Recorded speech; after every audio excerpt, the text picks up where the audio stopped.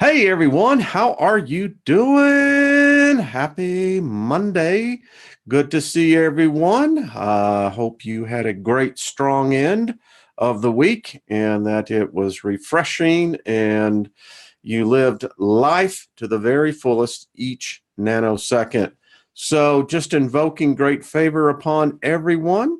May there be nothing missing, nothing broken in your lives, and may your barns and storehouses be overflowing. Yes, there is one of the things that I knew well was about invoking. I knew from my Christian denomination of which was primarily Word of Faith. Learned from Brother Hagan and Kenneth Copeland and the rest, and so I understood about blessing and curse. I knew that that was fundamental to the ancient Hebraic, which is actually going back to the Chaldeans, Akkadians, going further back. So I knew this distinctly, and there was a period in my time where I can tell you exactly all of the blessings, I could tell you all the curses as well. But one of the things I always liked was that, and I'm going to speak that because it's a powerful invocation. It says, may you always be the head, not the tail. May you always come out on top and not beneath. Yeah. Those enemies that come at you one way will flee before you in 7 ways. So let's grab hold to it. Knowledge is knowledge. It doesn't come with a wrapper that says, oh, this is bad knowledge and this is good knowledge. It just comes in a brown wrapper. Now you do with it what you want. So hello, everyone.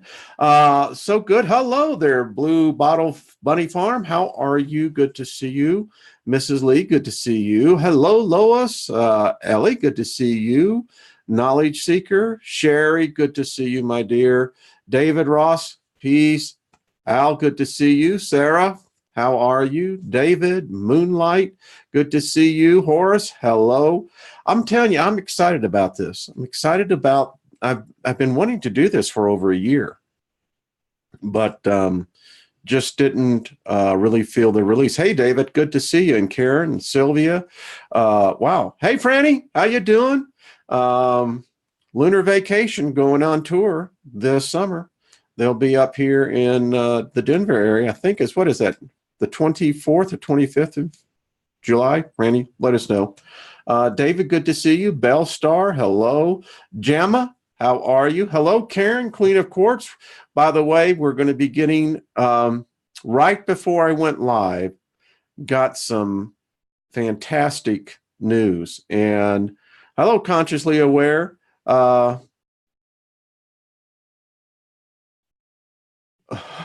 Is that right? I was just reading Consciously Aware. See what happens when you start driving the bus and you start texting, reading. Anyway, I kid you. We've got some exciting news. It has to do with John. So we'll be getting this working and coordinating in the background. But folks, I think we're going to make history.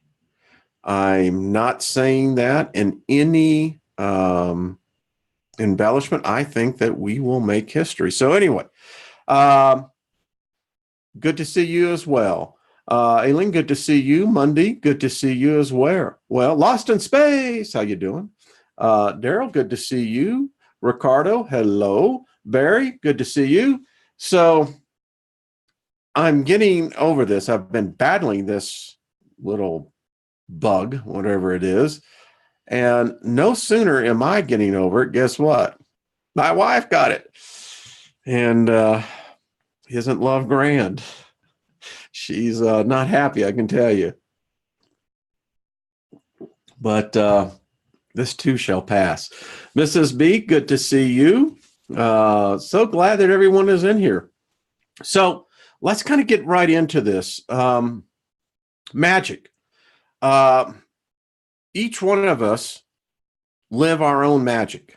I don't know why we don't teach this to every living soul that is born through the rite of birth passage. And when you begin to realize your whole reality is your magic, your reality is yours. Your birth was your reality. Now, it imprinted and impacted those around you, as your death will. Now, I contend we're actually born into death, and we die unto death, and we die into the living. And all the magic that I have known, I've been on both sides of the religious dogma, meaning Christianity and Satanism. Met Anton LaVey way back in the day. Knew the Satanic Bible as well as I knew the Christian Bible.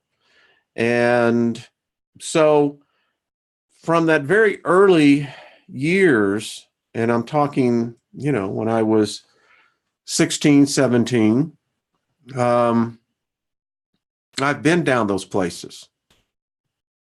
And I know of what I speak of. This is not for the timid. This is not for the fearful. This is not for the uncertain. But if you are truly a knowledge seeker,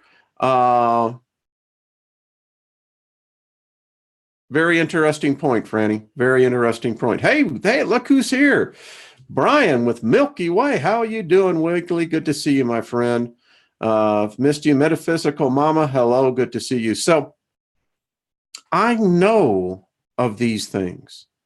I've experienced them. I'll just put it this way. And as an observer, as I've gone through this realm this time, I've learned that observation trumps everything. I mean, you can be taught how to do something, but what it really gets down to is how well you master it. An observer sees and recognizes cause and effect. So we're going to get into magic, real magic. I do want to give an update real quick on Patrick and Angie. I'll just give you what Patrick shared with me. Angie has left. She has not left her body yet. But as Patrick said, it's just about over, the separation. And they're just waiting now for a bed to open up in hospice. Angie won't be going back home. And as Patrick said, she's already left. She doesn't recognize Patrick, and she doesn't recognize her surroundings. And this is part of that process. Part of this series, by the way, we're going to teach how we can learn to die. I mean, if you look at your birth, if your birth is it programmed? Is it predetermined? Or is it random? The day of your death, I think, is more important than the day of when you came into this realm. It's just my opinion. So let's send Patrick all the warmth, the strength. He's hurting. It's a separation. Now, if you believe in quantum entanglement, I believe that two people can fall in love and produce a particle. I really do. And I believe that that particle can be sustained even when one leaves this realm and goes to the next, wherever that may be. And that there is that connection. There's a dampening field spiritually and literally in this realm And, those who can maintain that, you'll find many times they have a sense, they know.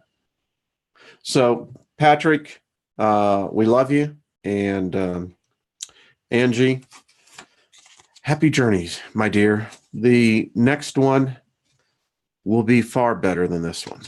And your soulmate will be there as well. So, drink a little.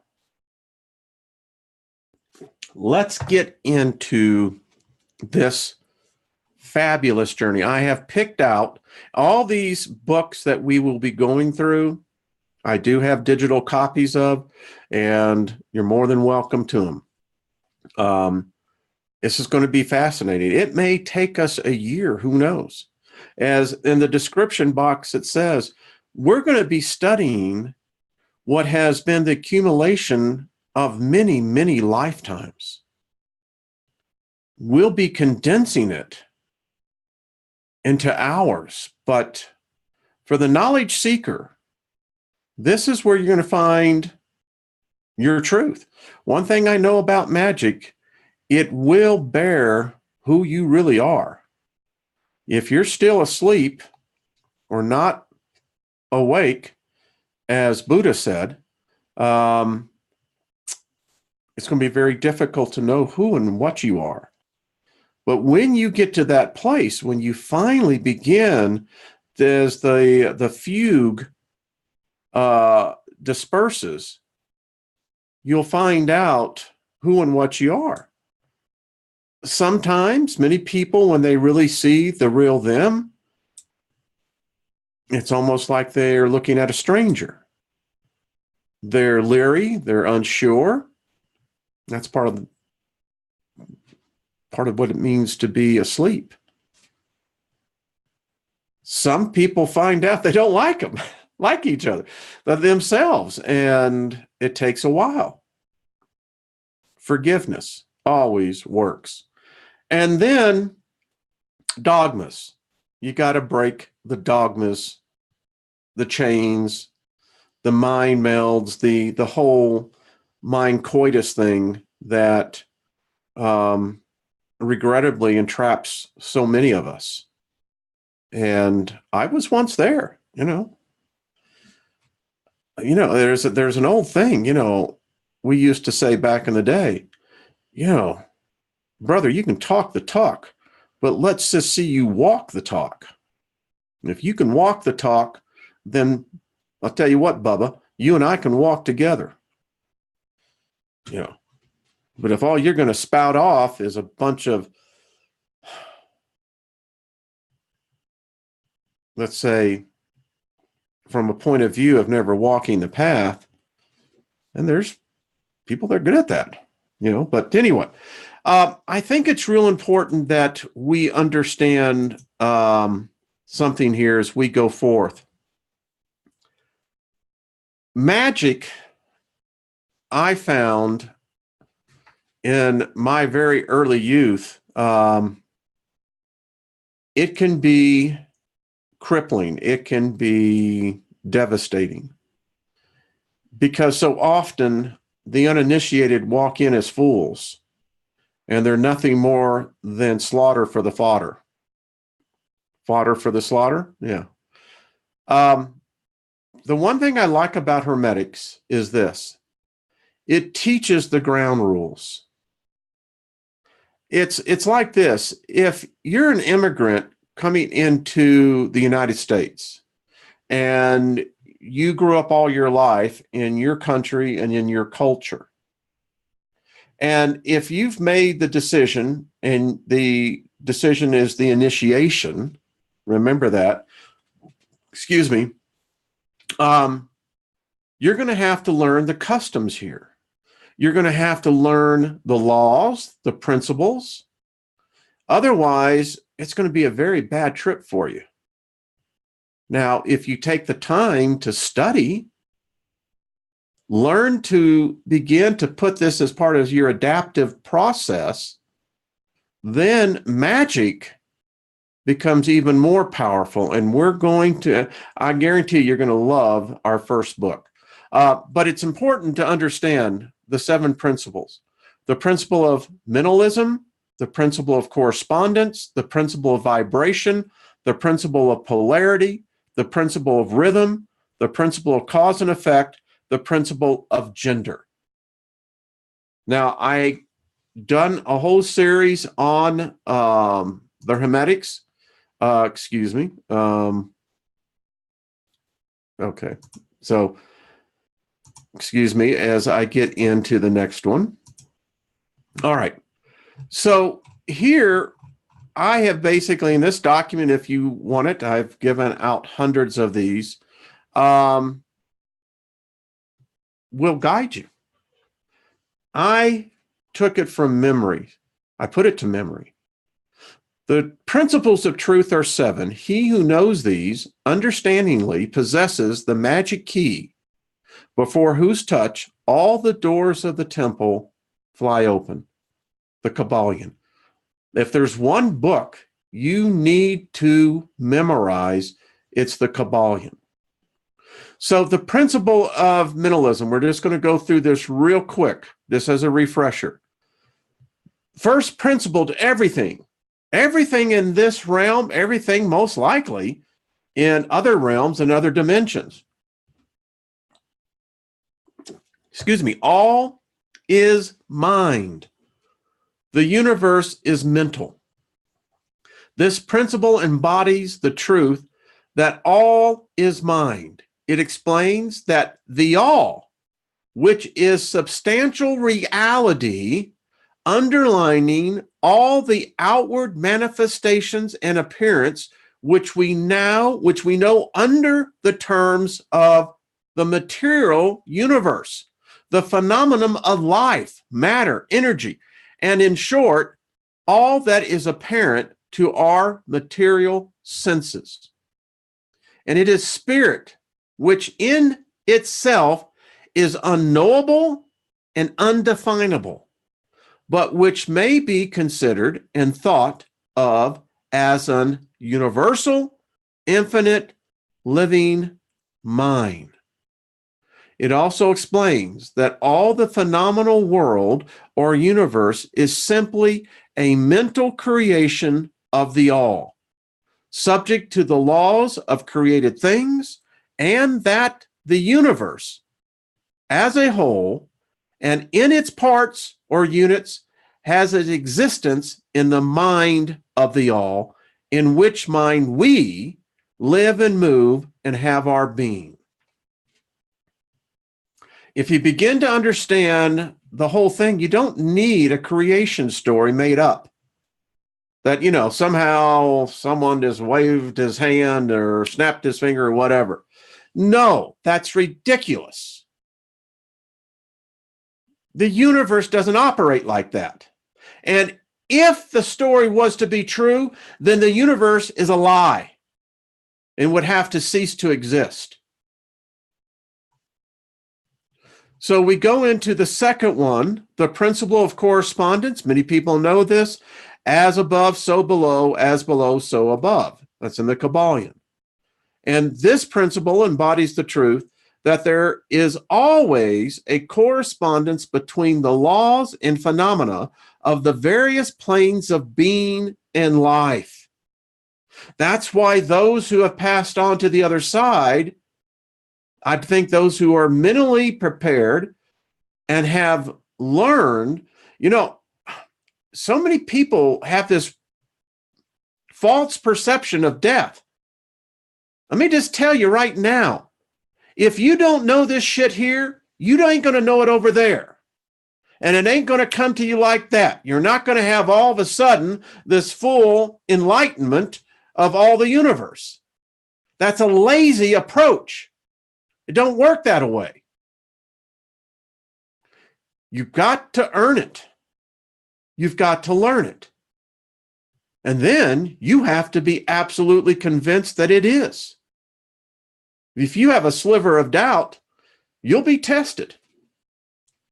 And so many fail the test. So if you understand that correspondence is like a string, a thread that weaves itself through all realities, all dimensions, all planes. It helps. Now, it tells you as well that in every paradox, there is a solution. It teaches the principle of vibration.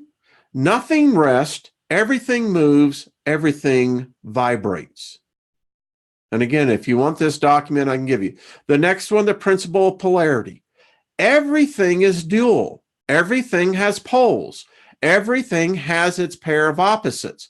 Like and unlike are the same. Opposites are identical in nature, but different in degree. Extremes meet. All truths are but half-truths. All paradoxes may be reconciled. The Kabbalion. Number 5, the principle of rhythm. Everything flows out and in. Everything has its tides. All things rise and fall. The pendulum swings manifest in everything. The measure of the swing to the right is the measure of the swing to the left. Rhythm compensates. If you've been living in your life where you think that the pendulum has been adversely in one position or stuck, this will help unblock that. That's not natural. And if it's in what you think your life is, then it requires some looking within. The principle of cause and effect. Every cause has its effect. If the study of magic must be understood in this context more than anything else. Every effect has its cause. Everything happens according to law. If you don't know the law and you're trying to operate within that law but don't understand the principles, disaster is going to happen. Chance is but a name for law not recognized. There are many planes of causation, but nothing escapes the law. And finally, the principle of gender. Gender is in everything. Everything has its masculine and feminine principles. Gender manifests in all planes. Whenever I don't know if there is a place that exists where gender is, but it's not the type of gender that we think with sex. It's a different type. So there we go. It's once you learn the principles, then as you begin to understand, there's a great book I've been reading. It was recommended to me, and I really have to say it's powerful. What a testimony. This is Damon Eccles' book, High Magic. He was on death row, and well, it's like he said, he wasn't going anywhere, and he was innocent. But the state was ready to murder him. And he began to learn magic. It's a discipline, more mental than anything else. And it saved his life. He literally walked out a free man. And seriously, you have to read it. So let's get into the book that I have chosen for our first thorough reading. This is The Philosophy of Natural Magic by Henry Cornelius Agrippa von Nettesheim, counselor to Charles V, Emperor of Germany, and judge of the prerogative court. This is his book. He wrote 3. This is the official edition. Again, this is a digital PDF for those who want it. This is the complete work on natural magic, white magic, black magic, divination, occult binding, sorceries and their power, unctions, love medicines and their virtues, the occult virtue of things which are in them only in their lifetime, and such as remain in them even after their death. The occult of magical virtue of all things, etc.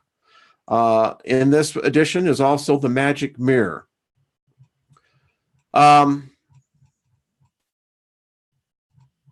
There's their coat of arms. This is, I'll read this. This work of occult philosophy or natural magic by that pure mystic thinker and teacher, scholar, statesman, philosopher, and author, Henry Cornelius Agrippa, was brought forth by him through slander, edict, and enemies of oppressed, tailored and triumph in this cause to those who have a love for truth and mystic art. Mystic art, this new edition is dedicated. So who was Agrippa? Mr. Henry Morley, an eminent English scholar, in his life of Cornelius Agrippa, made these tributarial statements. He secured the best honors attainable in art and arms, was acquainted with 8 languages, being the master of 6. His natural bent had been from early youth to a consideration of divine mysteries. To learn these and teach them to others had been at all times his chief ambition. He is distinguished among the learned for his cultivation of occult philosophy, upon which he has written a complete work. His drawings is a study within themselves. There are complete courses on his drawings. This man tapped into something. I rank him above Aleister Crowley. I truly do. This is going to be fun, folks, really. Let me get into the table of contents to show you. I got a little surprise for everyone. Patrick, I hope you're watching this, my friend, because this is going to validate so much. Chapter 1, How Magicians Collect Virtues from the Threefold World, is declared in these 3 books. Chapter 2, and you can see the chapters are small. What magic is, what are the parts thereof, and how the professors thereof must be qualified. Chapter 3, of the 4 elements, their qualities, and mutual mixations. Chapter 4, of the threefold consideration of the elements. Chapter 5, of the wonderful natures of fire and earth. 6, of the wonderful natures of water, air, and winds. 8, of the kinds of compounds, what relation they stand in to the elements, and what relation there is between the elements themselves and the soul, senses, and depositions of men. 8, how the elements are in the heavens, in stars, in devils, in angels, and lastly, in God himself. 9, of the virtues of things natural, depending immediately upon elements. 10, of the occult virtues of things. 11, how occult virtues are infused into the several kinds of things by ideas. Through the help of the soul, of the world, and rays of the stars, and what things around most with this virtue. 12, how it is that particular virtues are infused in particular individuals, even of the same species. That one's going to be fun. Whence the occult virtues of things proceed. 14. Of the spirit of the world, what it is and how, by way of medium, it unites occult virtues to their subjects. 15. How we must find out and examine the virtue of things by way of similitude. 16. How the operations of several virtues pass from one thing into another and are communicated one to the other. Do you see where the 7 principles? If you have the 7 principles and understood, this is going to flow, baby. You're going to say, oh, yeah. 17. How by enmity and friendship the virtues of things are to be tried and found out. I'll say this. Call them spirits, call them whatever you want. They'll test you. They'll see exactly what you think of yourself. 18. Of the inclinations of enmities. 19. How the virtues of things are to be tried and found out, which are in them specifically or in any one individual by way of special gift. Now, I can quote you in the New Testament where Paul almost used these exact same words. 20. The natural virtues are in some things throughout their whole substance, and in other things in certain parts and members. Here's the interesting part. 21. Of the virtues of things which are in them only in their lifetime, and such as remain in them even after their death. You can't take it with you. You've heard that. That is a half-truth. If all you spent your energy on here was the accumulation of material things, you're going to end up bankrupt on the other side.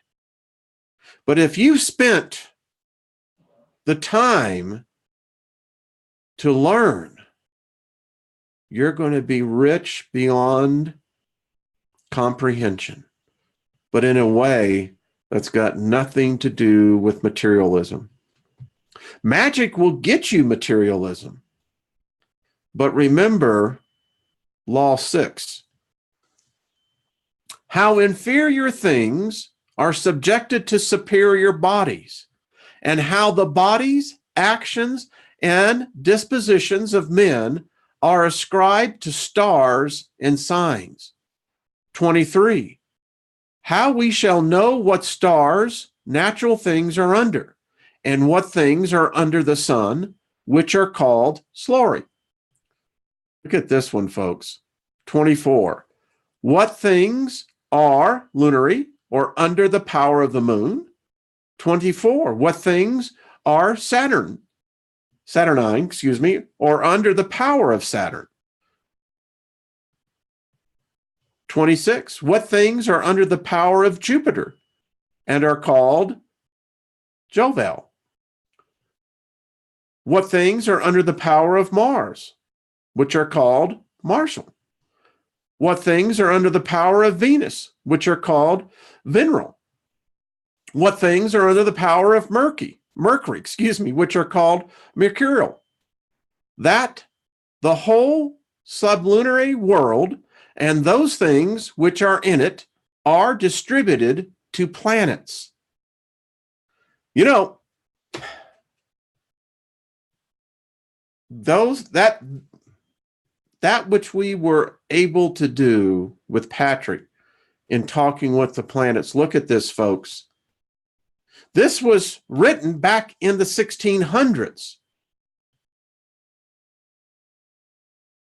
We lost the knowledge because why? They branded it the occult. How provinces and kingdoms are distributed to planets.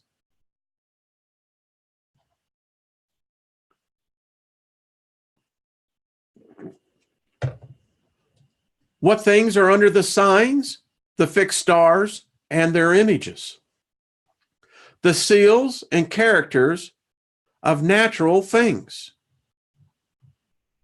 How, by natural things and their virtues, we may draw forth and attract the influences and virtues of celestial bodies. Of the mixations of natural things, one with another, and their benefit. Of the union of mixed things and the introduction of a more noble form and the senses of life. How by some certain natural and artificial preparations we may attract certain celestial and vital gifts. Do you know that part of the thing that I keep talking to you about restoration? This is what I'm talking about. You can have the gifts restored back to you. You just didn't know how. How we may draw not only celestial and vital, but also intellectual and divine gifts from above. That one right there is like, oh yeah. How we may draw not only celestial and vital, but also certain intellectual and divine gifts from above. That we may, by some certain matters of the world, stir up the gods of the world and their ministering spirits. Now, I'll just share this with you. If you've ever studied the book of Hebrews, this is Hebrews 2:14. That we may, by some certain matters of the world, stir up the gods of the world and their ministering spirits. Of bindings, what sort they are of, and in what ways they are wont to be done. You can bind spirits. I do it all the time. There's been a few that know where my foot has been. Of sorceries and their power, of the wonderful virtues of some kinds of sorceries, of perfumes and suffugations, their manner and power, the composition of some fumes, and appropriated to the planets. Of the chlorils, unctions, love medications and medicines and their virtues, of natural allegations and suspensions, of magical rings and their composition. Told you this is good. Of the virtue of places and what places are suitable to every star. Of light, colors, candles, and lamps, and to what stars, houses, and elements several colors are ascribed. Of fascination and the art thereof. Did you know that? Fascination is an art. Of certain observations producing wonderful virtues. Remember when I opened this up? Of the countenance and gesture, the habit and the figure of the body, and to what stars any of these do answer, whence physiognomy, these are hard words, and metroscopy and criminacy and the art of divination and their grounds. Obviously, have to get up on that one. Of divination and the kinds thereof, of divers certain animals and other things, which have a signification of the auguries. How auspicious are verified by the light of natural instinct and of some rules of finding of it out. of the soothsaying of flashes and lightnings, and how monstrous and prodigious things are to be interpreted, of geomancy, hydromancy, etc. Man, my lips are really chapped, as they would say, the medication. 4 divinations of elements, of the reviving of the dead, and of sleeping or hibernating, wanting victuals many years together. I don't know what that could be. Of divination by dreams, of madness and divinations, which are made when men are awake, and of the power of the melancholy humor, by which spirits are sometimes induced into men's bodies.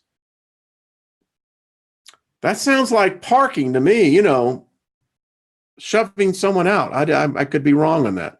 Of the forming of men, of the external senses, also those inward, and the mind, and of the threefold appetite of the soul and passions of the will. Of the passions of the mind, their original source, differences, and kinds. How the passions of the mind change the proper body by changing its accidents and moving the spirit. How the passions of the mind change the body by way of imitation from some resemblance of the transforming and translating of men, and what force and imaginative power hath not only over the body, but the soul. Wow. How the passions of the mind can work of themselves upon another's body. I believe this, and how many of you, I'll speak to the ladies, how many of you have been seduced? Guys, that the passions of the mind are helped by a celestial season, and how necessary the consistency of the mind is in every work. Consistency is the key. How the mind of man may be joined with the mind of the stars and intelligences of the celestials, and together with them impress certain wonderful virtues upon inferior things. We had so much more to go with the planets. So much more. How our mind can change and bind inferior things to the ends which we desire. That's powerful magic. Of speech and the occult virtue of words. Of the virtue of proper names. Of many words joined together, as in sentences and verses, and of the virtues and abstractions of charms, of the wonderful power of enchantments, of the virtue of writing and of making imprecations and inscriptions, of the proportions, correspondencies, and reduction of letters to the celestial signs and planets, according to various tongues and a table thereof. We have additional books that he puts in criticism of Agrippa's natural mood. This was Morley. We have Dr. De Lawrence putting in there, and then, of course, the etchings. Allow me to read this. Judicious reader, this is true and sublime occult philosophy.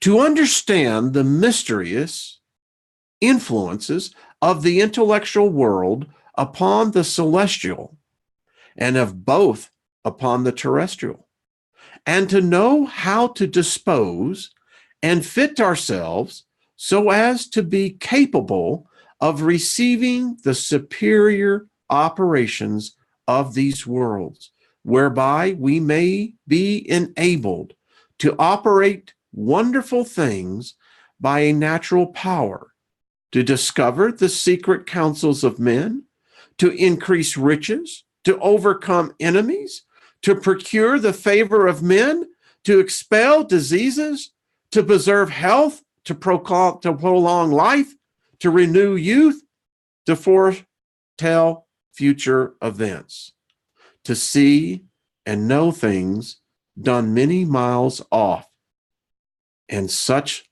like as these.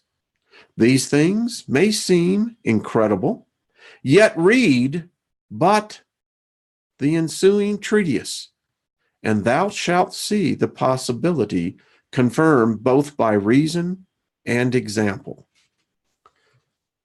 Translated to English in the edition 1651. Folks, 1651, are you ready for this? Does anyone know what happened in 1651? Particularly, I guess, 1654. I'll tell you. The King James Bible came out. Isn't it odd that we see, like with the Liber Lilith, a knowledge that has been banned, forbidden, heresy? You died just reading this. Dare you speak it? Isn't it odd how the one book that is probably, and I'll just say it, the Bible, for all intents and purposes, is a spell-binding book. Virtually all religious manuscripts are of such. And so, as the natural law would have it, when you have a forgery that is going to try to oppress the light of the truth, herein lies the battle with men.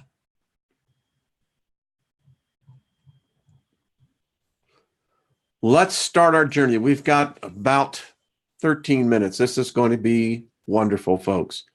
Let's learn a little bit about who Cornelius Agrippa is.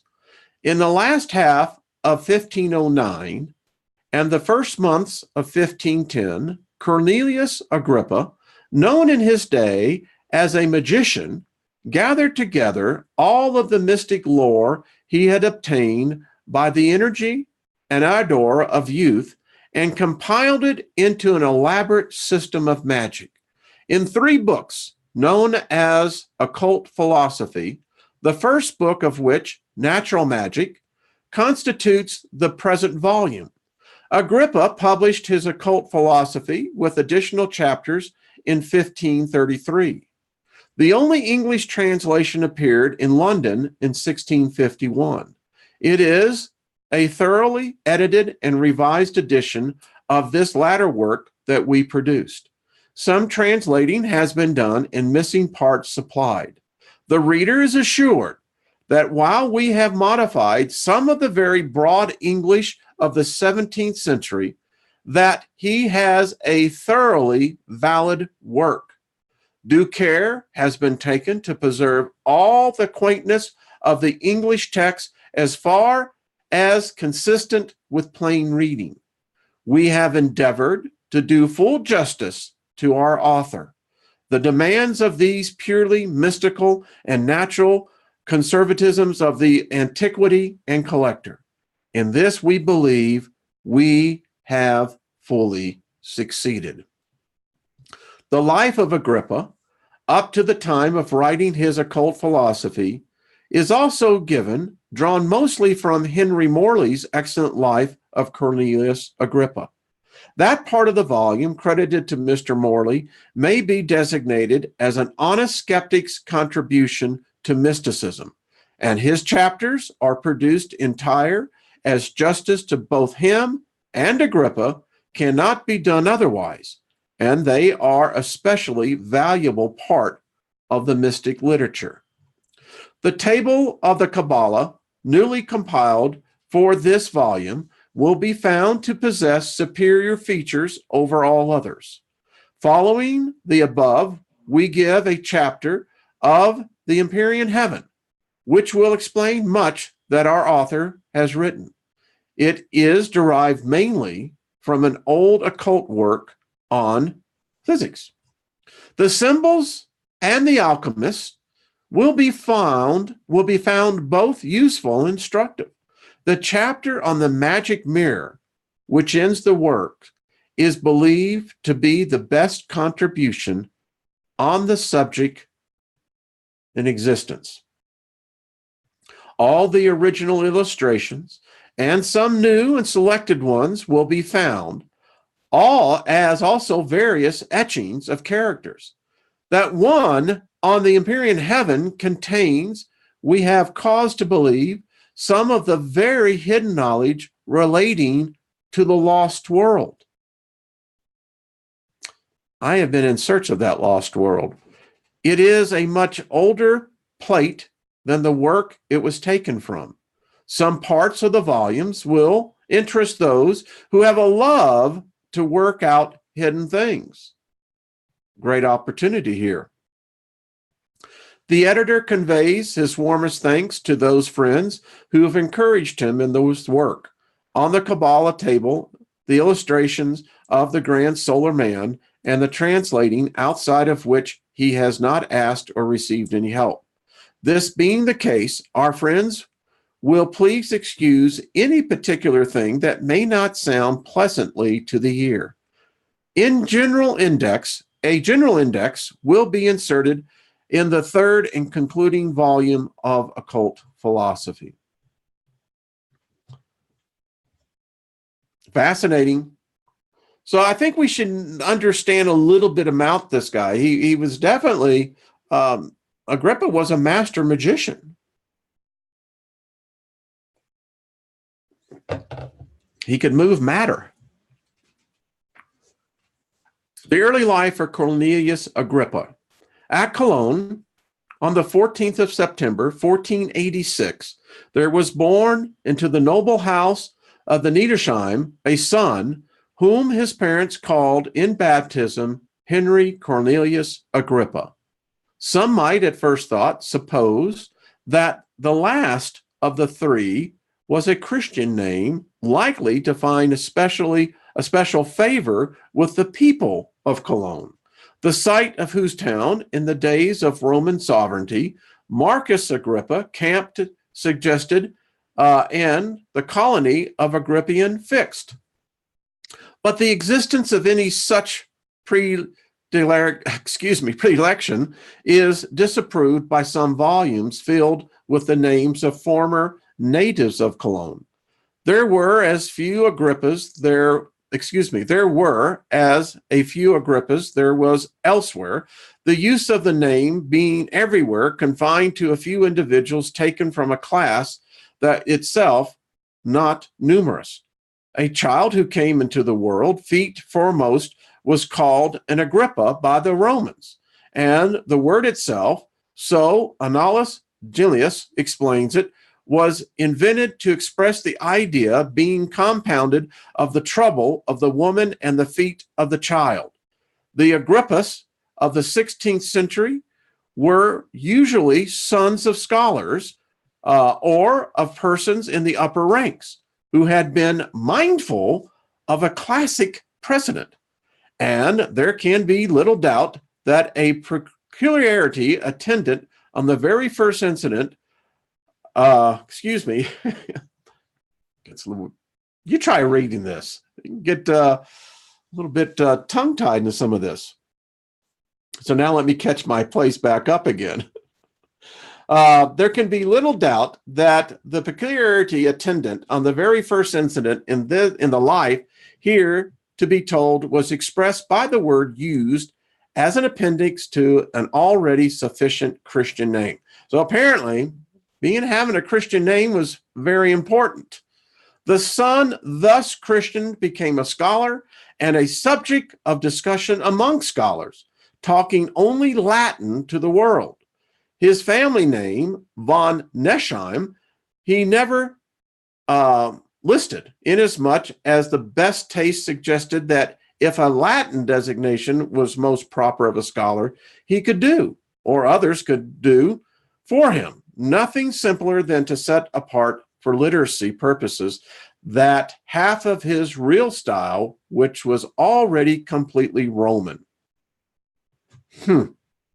Henry Cornelius Agrippa von Nesheim became therefore to the world what he is also called in this narrative, Cornelius Agrippa. Well, all right, so we know the family history here.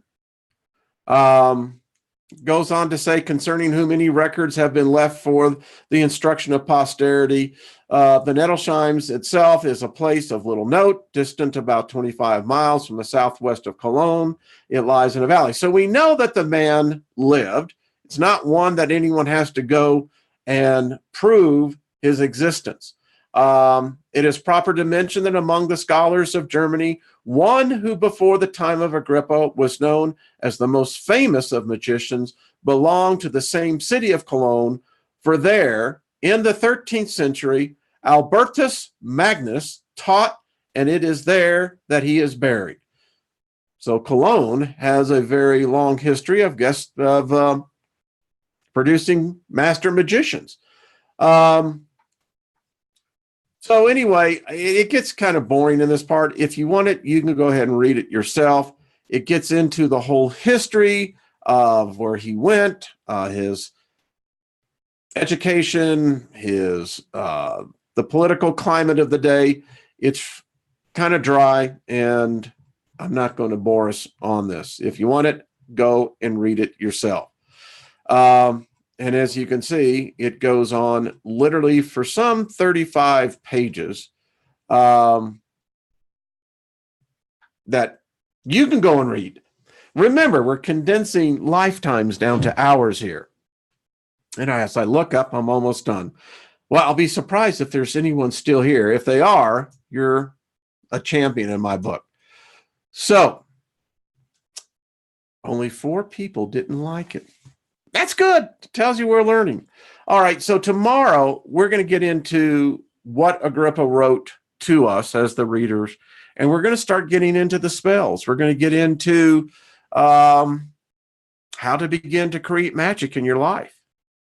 We're going to get a good understanding. There's a book coming behind this that is about the same age, about 600-700 years old, with spells in them that, well, they're very powerful. They do work.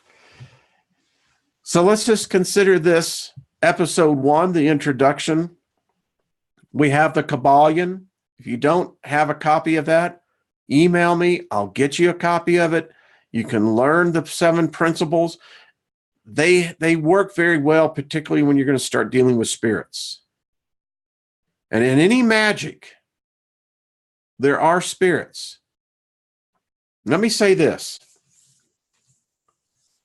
I don't cast a lot of spells. I'll tell you why. I learned a long time ago, there are spirits that they'll aid you in your quest, but the bill always comes due. And sometimes how it works is that, say you have something against someone, you want to, for whatever reason, I would not recommend that. But some people seek revenge. They seek to cause people pain.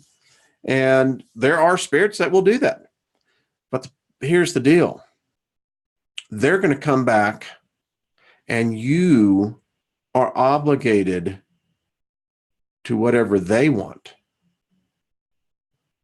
And a lot of people think they don't have to comply. And when they start seeing chaos in their life, they wonder to know why. That's why I'm very selective. I kind of look at it like this. This journey through, I've learned a few things. And quite frankly, if it's none of my business or in the spirit realm, I've learned not to shake that tree. because you never know when a hornet nest may fall down. And what I'm trying to say is that I don't invoke the spirits. Not afraid of them. But I also know this, there are spirits greater than myself. And, I'll just be candid with you. I don't like getting my ass kicked. And I think many people are going to find on the other side, there's a few ass whoopings they'll have to endure. It's not going to be what you think. I mean, so often I think people think that the other side is that everything's going to be provided. That's unrealistic. Nothing was provided over here for you. What makes you think that going to the other side is going to be any different? And those that lack the knowledge,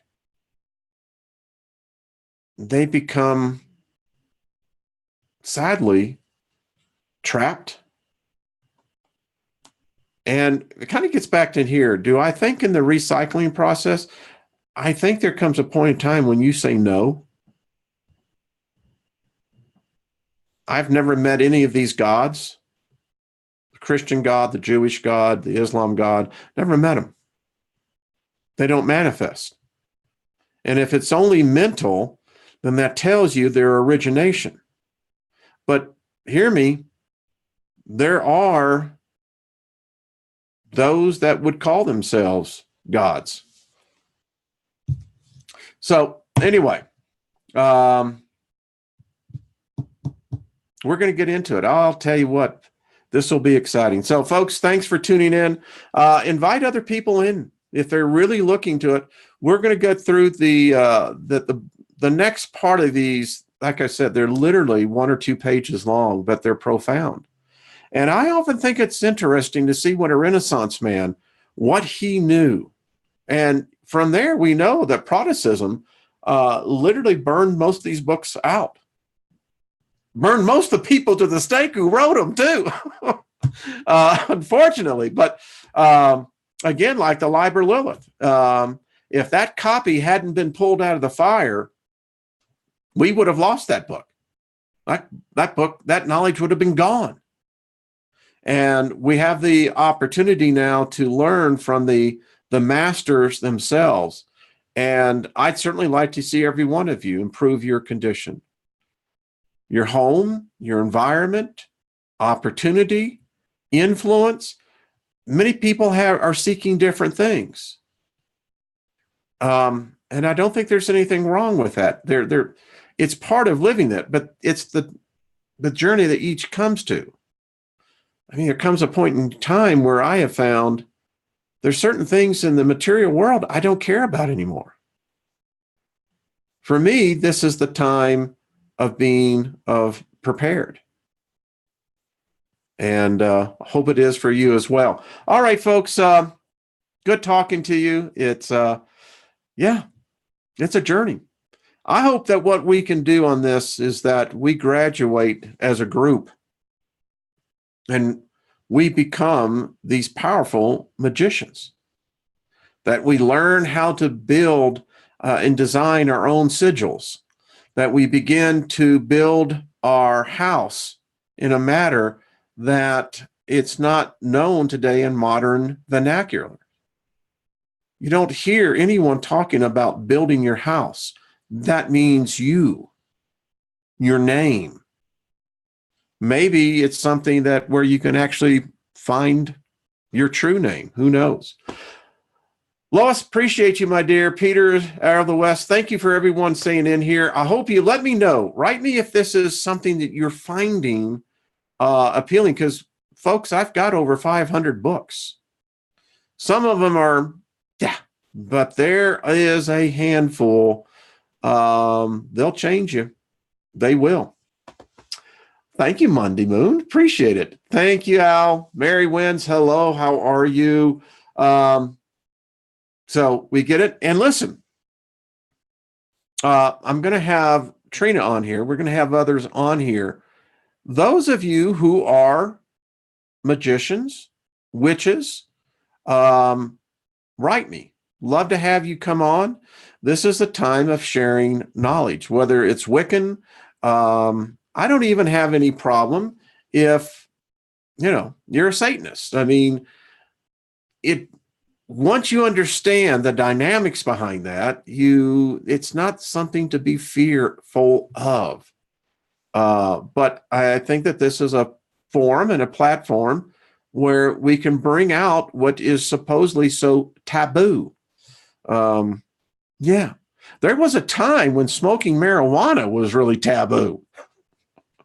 Send your butt to jail, they would. But, things change, folks, as we all know. So let's see what we can do. And 7P, absolutely. Satan in the Hebraic dialect simply means adversary. Any of us growing up as kids, how many Satans did we have? I mean, there was always the asshole that was the bully on the playground, right? Always loved to pick on you. That would be your Satan. And, you think about it, it was an easy manipulation of taking that to basically confusing everyone in the English language that this is some kind of diabolical figure. No, it just means adversary. All right, folks, much peace to you. Thank you. We'll see you tomorrow at the same time. Let's continue learning. If you want the book, email me. I'll get it to you. All right, folks. Bye-bye.